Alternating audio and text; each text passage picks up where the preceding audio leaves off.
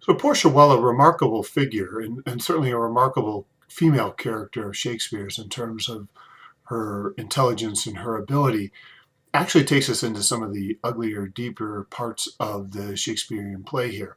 The play opens again with a relationship that Shakespeare quite clearly figures won't work. That is the relationship between Antonio and Bassanio. Bassanio doesn't feel about Antonio the same way Antonio feels about Bassanio. Then we turn to Portia and the will of her father.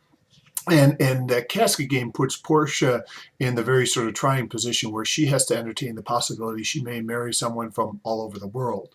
By the way, to get into this casket game, it's not like anyone can try. It's something like a hedge fund. You have to put up the money just to play, or just to invest in this. And that's, again, why Bassanio needs the money from Antonio.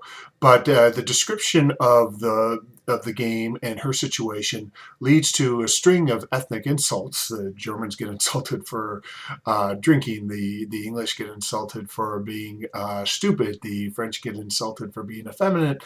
And it all concludes with a remark about the complexion of the Prince of Morocco, who, like Aaron the Moor and Titus and Andronicus, is a black North African black Muslim, and Portia wants no part of it. And to her mind, these marriages, these idea of all becoming one, right, all becoming one in a Christian marriage, it's not possible in her imagination if there's some ethnic difference here. And this sort of raises one of the complicating features about Christian universalism. How do identities, how do multiple different cultural identities become one in Christ with the sort of existing ethnic, racial, national, religious tensions that are always in existence in human experience, and particularly fraught in a place like Venice. We're going to turn to Venice again when we get to Othello, the Moor of Venice. Antonio is the merchant of Venice. Othello will be the Moor of Venice. Venice is a very cosmopolitan place on the Mediterranean, certainly governed by the native Venetian Christians, but it's a very cosmopolitan city. It has to be because it's where all the trade takes place. It's where the Western Christian Europe meets Ottoman Islamic Spain.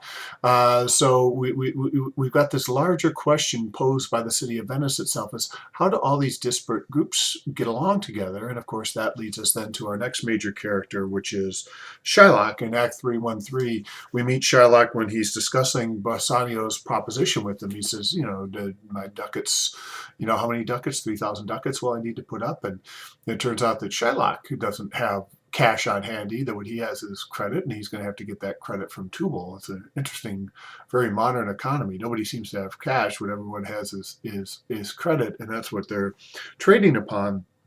But we discover there that Shylock hates, while he's willing to do business or has to do business with Antonio, he hates him. This is Act 1, Scene 3, lines 38. How like a fawning publican he looks. I hate him for he is a Christian. But more for that low simplicity, he lends out money gratis and brings down the rate of usance here with us in Venice. In short, here we get our first reference to usury, or the practice of usury. Technically, Christians were not supposed to make money by lending money, that is what we call banking, and so they relied on Jews to do this. Now, of course, Christians engaged in this kind of process all the time. It was one of those sins that was never discussed, but the Jew could make money off of money, so the Christian had to deal with the Jew, and that's how the Jews in Western European capitals became associated with finance and banking. But anyways, we hear that Antonio lends out money gratis and brings down the rate of usance here with us in Venice. If I can catch him once upon the hip, I will feed fat the ancient grudge I bear him. He hates our sacred nation, and he rails even now where merchants most do congregate. On me, my bargains, and my well-run thrift, which he calls interest. Cursed be my tribe if I forgive him. In short, there's a lot of bad blood between Antonio and Shylock, mutual ethnic religious hatred between the two of them. Again, even though they've dealt with each other before, Shylock tries to smooth that over, interestingly, with references to Father Abram. We all have a sort of father, religious Father Abram, and this again takes us back to where we started, John 8. The way the Jews will appeal to common Father Abraham, but it's Antonio who will have nothing of it.